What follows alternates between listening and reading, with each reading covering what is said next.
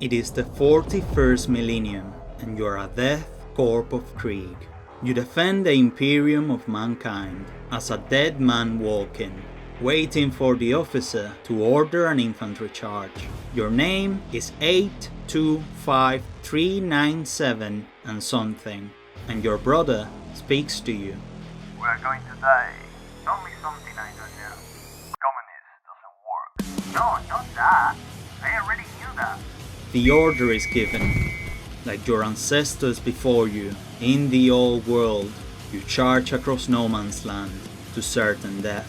The enemy lines are pierced by your regiments as you are killed by machine gun fire in the service of the Imperium. But you are a Krieg. In life you find shame, in death you find peace, in death you find never-ending admiration. The Krieg, oh the Krieg, my favorite guard regiments from Warhammer 40k. They're Pandro's favorite, Editor Diego's favorite, Yeah, baby! your favorite, hell, even your grandpa's favorite. What was your great-great-grandpa doing in the 1910s?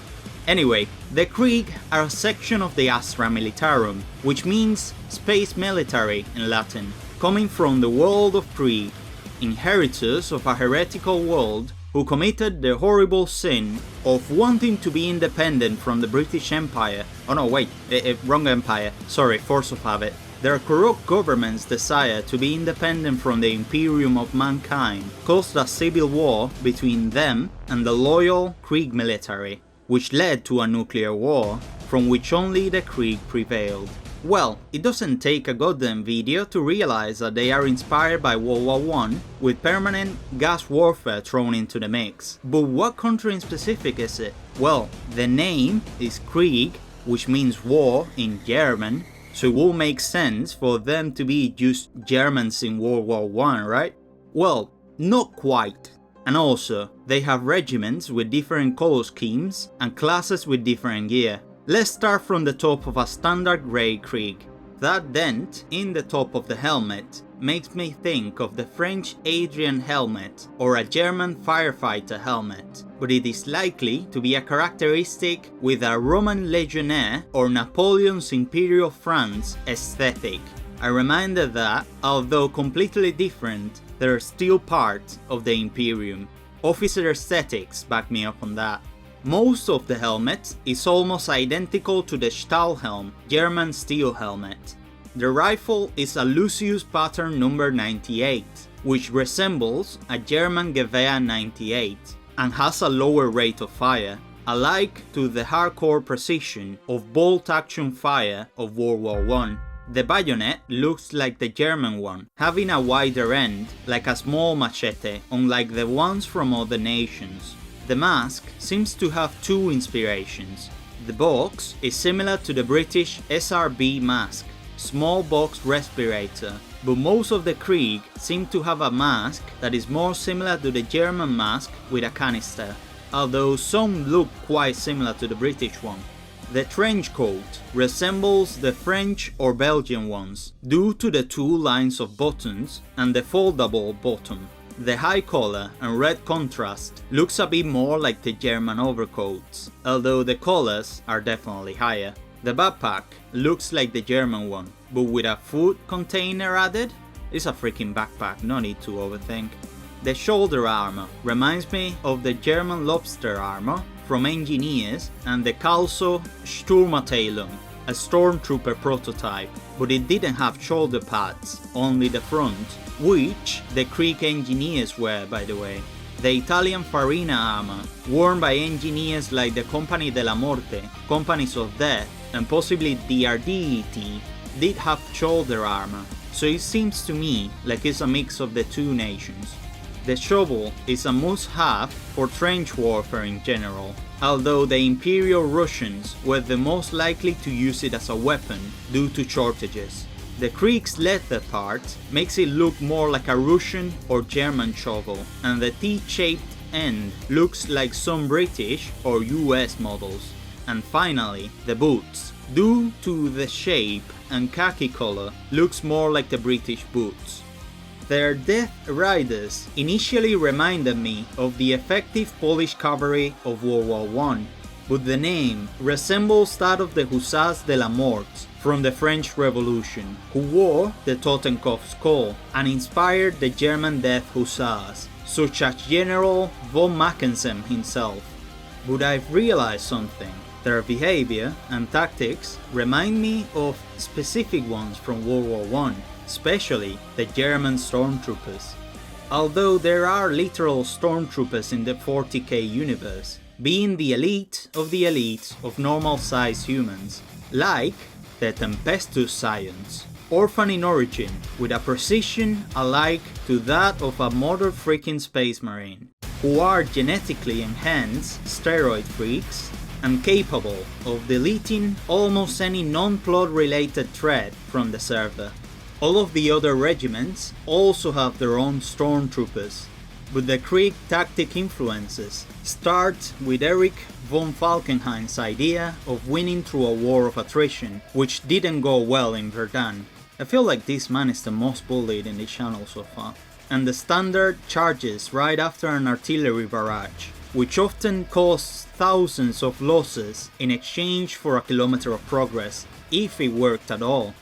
The Krieg's offensives, especially their artillery tactics, seem to be alike to those of General Robert Nivelle during the Battle of Verdun, attacking the enemy troops instead of the cannons and machine guns to cause chaos, and send endless amounts of troops when he knew he was more likely to win.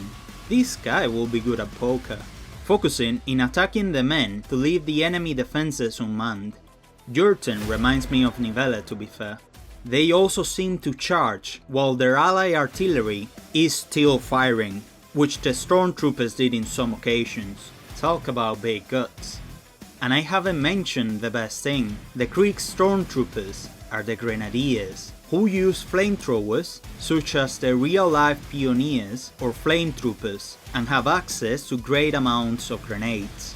They seem to be using the easily recognizable Stilhandgranata, named Potato Masher by the British, a blast grenade that had more of a terrifying effect rather than damage, which proved to be a superpower when facing human beings, more than enough to disable the enemy lines, which was considered responsible for all of the real-life stormtrooper victories.